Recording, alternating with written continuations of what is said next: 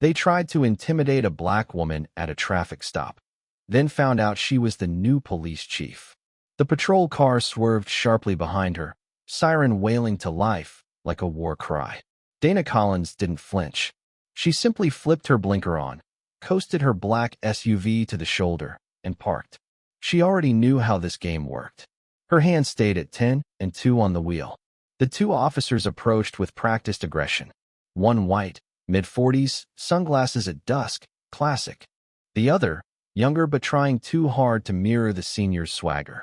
Dana caught their reflections in her side mirror, saw the way their hands hovered near their belts, not because they were threatened, but because they wanted to intimidate. The older cop tapped the glass with his knuckle like he was knocking on a door he owned. Dana rolled the window down just enough. "License and registration," he said before even looking her in the eye. "And let's keep the attitude in check, ma'am." Dana passed the documents through the gap in the window without a word. "You know why we pulled you over?" the younger one added, standing just behind his partner, chewing on a toothpick like he was in some cheap TV drama. "I'm not sure," Dana replied evenly. "Speeding. Plus, your tags are expired." The older officer smirked as he looked at her ID. "Dana Collins. That your real name?" She nodded once. He stared at her for a beat longer. "You people always think you can get away with anything. Not today." Dana turned her head and looked him straight in the eye for the first time. The air between them shifted. The younger officer stepped in. "Mind stepping out of the vehicle?" She raised an eyebrow. "For a speeding ticket?" "That's not a request." As she reached for the door handle, a quiet tension settled in the air, thick, electric. Neither officer knew what was coming. Not yet. Dana stepped out of the SUV, tall and composed in a black blazer, slacks, and low heels that clicked softly on the pavement. Her presence didn't scream authority. It whispered it, calm and unshaken. The younger officer tried to puff up beside her, gesturing toward the back of the car. "Hands on the vehicle." "Am I being detained?" she asked flatly. "That's not how this works," the older one snapped. "When an officer gives an order." "I asked a question," Dana said, still calm. "Am I being detained, or are you just trying to assert control over a routine traffic stop?" That pulled the smirk from the younger officer's face. The older one stepped forward. "You need to learn some respect." Dana tilted her head, eyes narrowed just enough. "No, officer. You need to learn who you're talking to." And that's when it shifted. The tension they thought they owned was no longer theirs.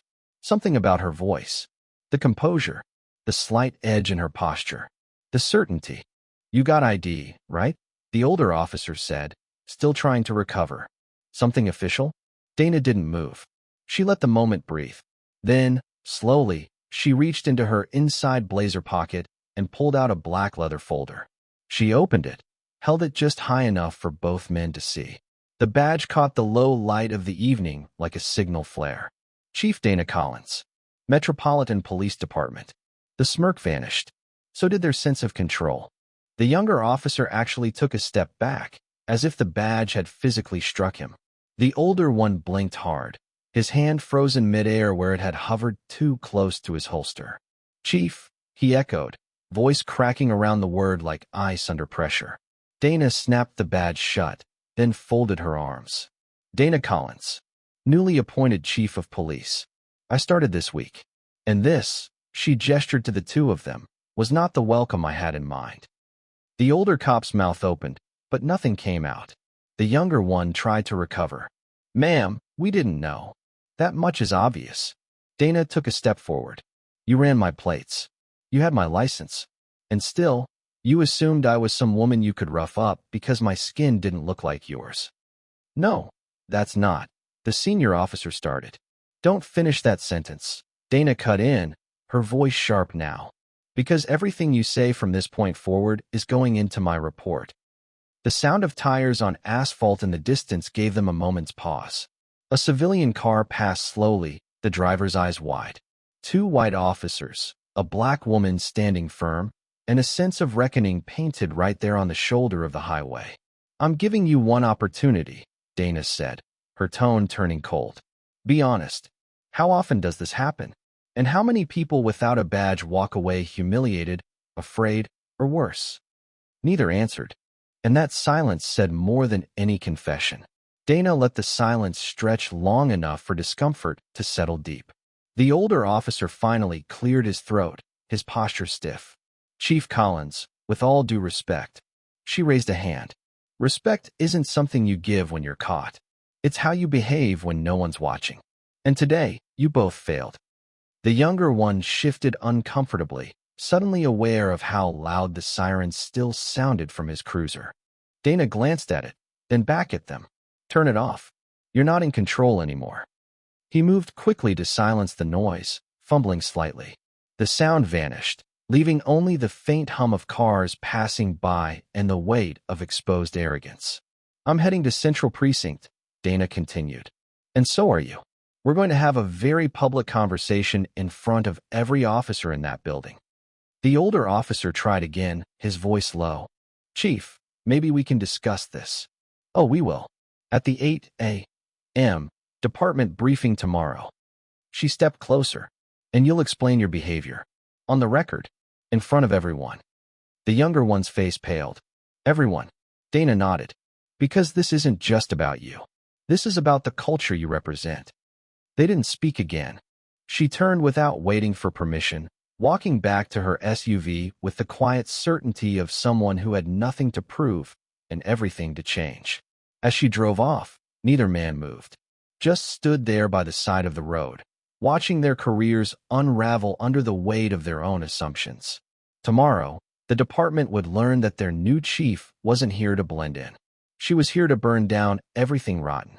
By 7:58 a.m., the briefing room at Central Precinct was filled to capacity.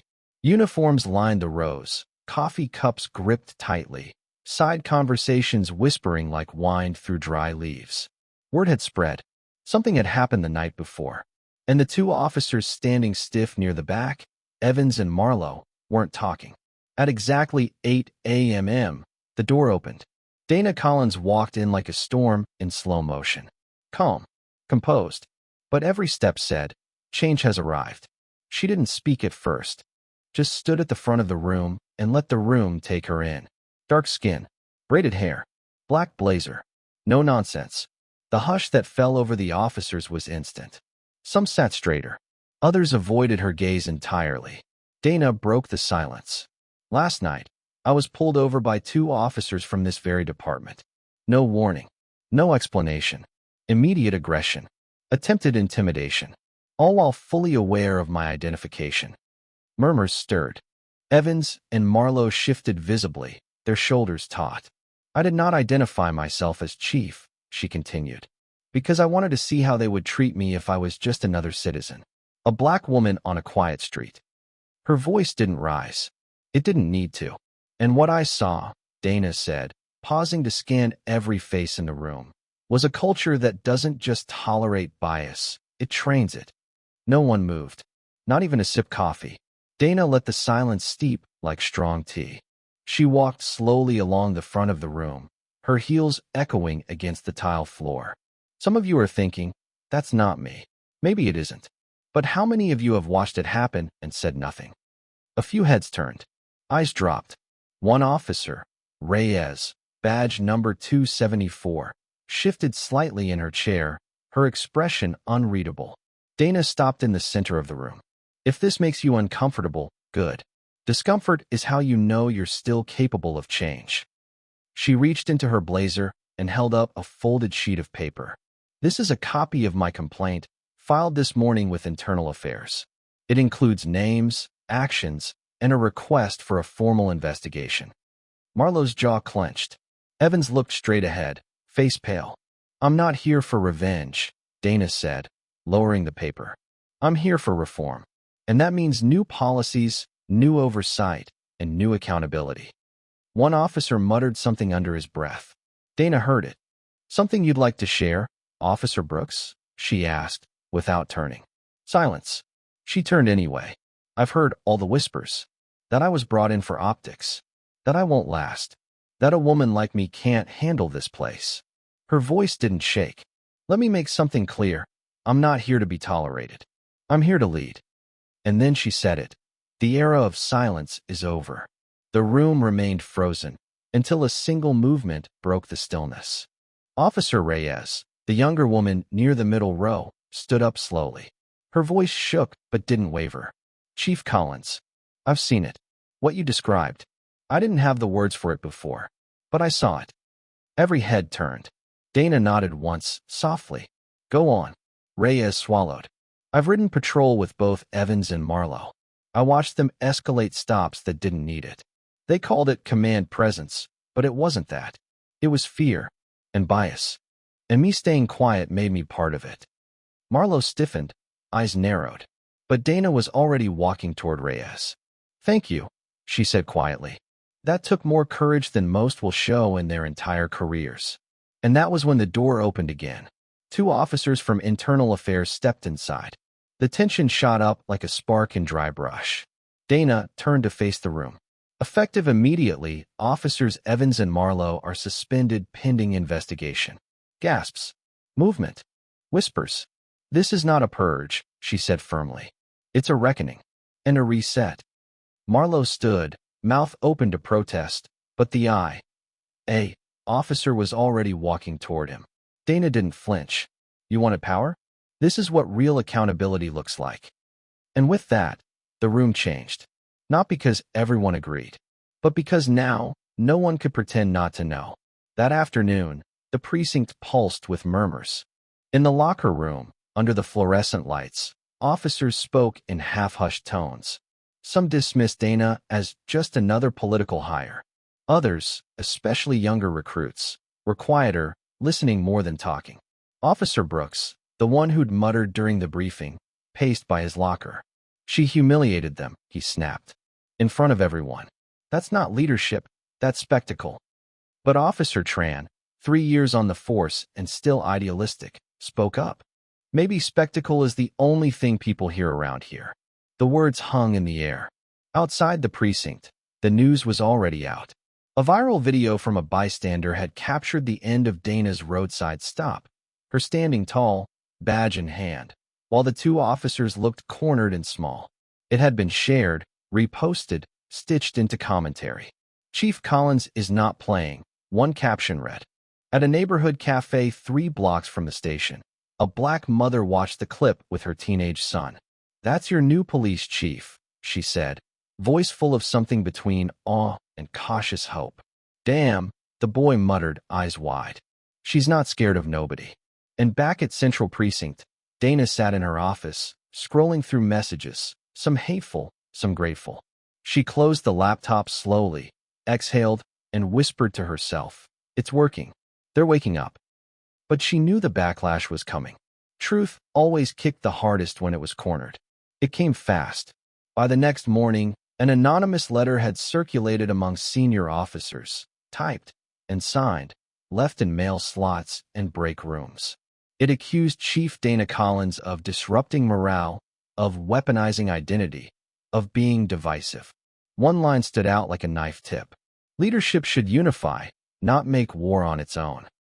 Dana read it in silence, then folded the letter and slid it into her desk drawer. She'd been warned this would happen.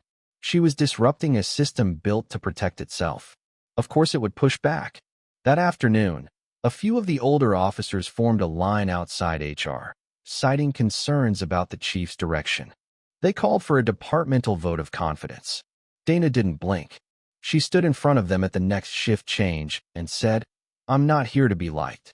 I'm here to make this place something you can be proud of, even if it has to drag you into the future."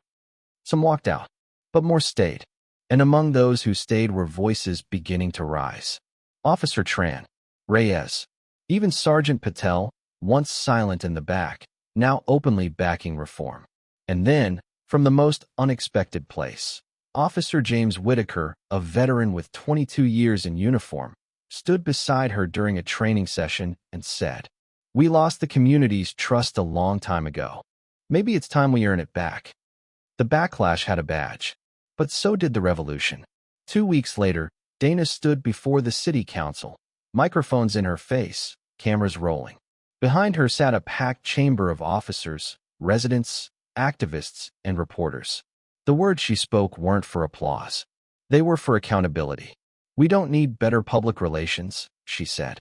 We need better behavior. We don't need to defend our image. We need to change our impact. She outlined her proposals: independent oversight, civilian ride-alongs, mandatory anti-bias training, a full audit of traffic stop data going back 5 years. Some on the council shifted in their seats. One asked, "Aren't you worried this will hurt officer morale?" Dana didn't flinch. "I'm more worried about the morale of the people we serve. Morale collapses when trust dies." That night, she walked the streets, not in a car, not with a security detail, just her and a community liaison, shaking hands, listening. A young man with dreadlocks leaned out the doorway of a corner store and called, "You really the chief?" Dana nodded.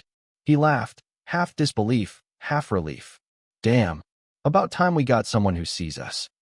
A kid on a bike followed her down the block, asking questions about her badge. An older woman offered her sweet tea and a seat on the porch. The city was watching, not just what she said, but where she stood. And Dana Collins was determined to stand exactly where she was needed. Among the people, on the pavement, unflinching. By the end of her first month, the precinct felt different. The graffiti on the outside wall, "Who protects us from you?" had been painted over. But the question still echoed in Dana's reforms. Complaints were down. Transparency was up. The community meetings were packed, not with protest signs, but with cautious optimism. Dana didn't sugarcoat anything. She told the truth about misconduct, about trust, about the road still ahead. And people listened. Inside the department, something else was happening too. Officer Reyes had joined the new Internal Accountability Unit. Sergeant Patel began mentoring rookies with a focus on de-escalation and ethics. Even Officer Whitaker, once known for silence, was now the one calling out his peers in roll call meetings when lines were crossed. But not everyone changed. Brooks resigned quietly after his request for a transfer was denied. A few others followed. Dana didn't stop them. "We're not losing officers," she told her command staff.